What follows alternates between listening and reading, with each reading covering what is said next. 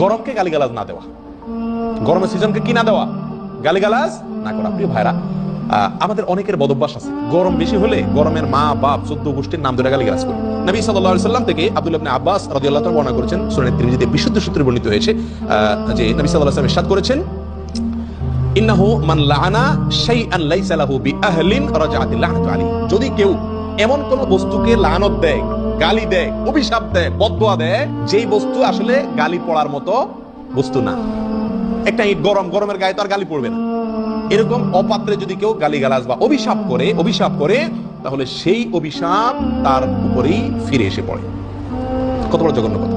তার অভিশাপ ওই ব্যক্তির উপরেই ফিরে এসে পতিত হয়। প্রিয় ভাইরা, এই জন্য গরম যত কষ্ট দেখ, যত কষ্ট হোক, কারেন্ট নাই, কষ্ট হচ্ছে গরমে, এই জন্য গরমের মা বাপ তুলে বা যে কোনো ভাবে গরমকে কি করা যাবে না, গালমন্দ করা যাবে না, অশ্লীল কোনো কথা বলা যাবে না, বাজে কোনো মন্তব্য করা যাবে না।